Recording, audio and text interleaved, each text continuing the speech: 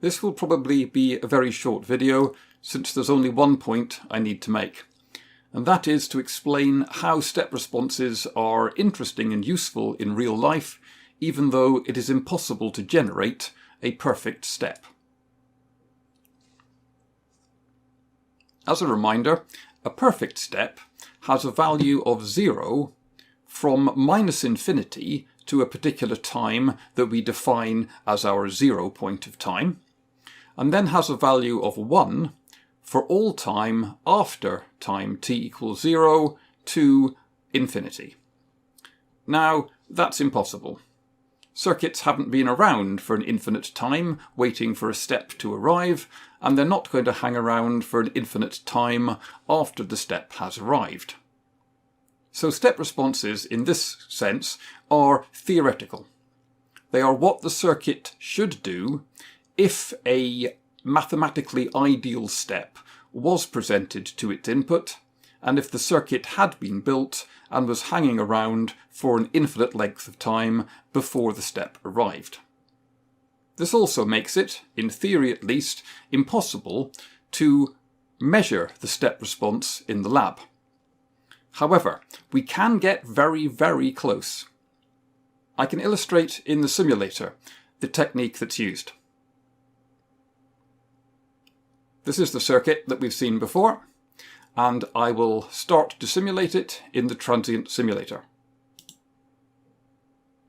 And as before, as expected, we get this exponential rise time. However, as some of you may have noticed, this is not a DC source. This is a square wave source. This is a source that oscillates between a value of 0 and a value of 1 regularly. And if I was to expand the timescale and then let the simulator run on for a bit longer, you can see that what we're actually plotting here is the output given this kind of alternating square wave input. An input here which oscillates between being 0 and 1 volt. Now, provided the period of this square wave is much longer than anything of interest that's happening in the step response, then we can assume that the step response has sort of finished, has reached its final value before anything changes at the input. And then we get the inverse of the step response as the voltage goes back down to 0 again. And again, as long as the step response has completely finished before the next time that the input shoots up to 1 volt, then we can assume that the circuit has effectively completely discharged, no currents and no voltages are happening at this point here before the next step arrives. So if we just look at this circuit during a particular rise, that is effectively looking at a very, very close approximation to the step response.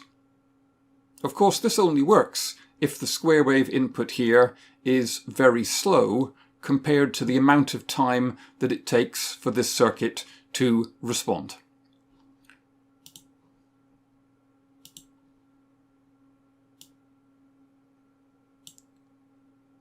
If we speed the square wave up and try it again,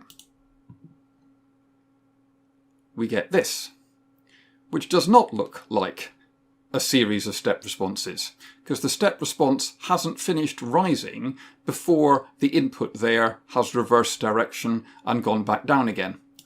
I'll put another voltmeter in. It'll be clearer what's happening.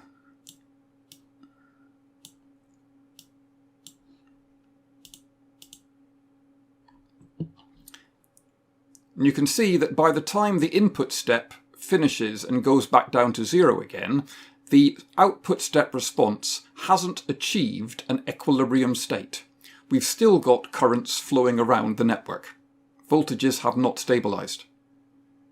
But if I reduce the frequency so that there's plenty of time for the capacitor to charge up almost to its final value, then I have here a very good approximation to the step response.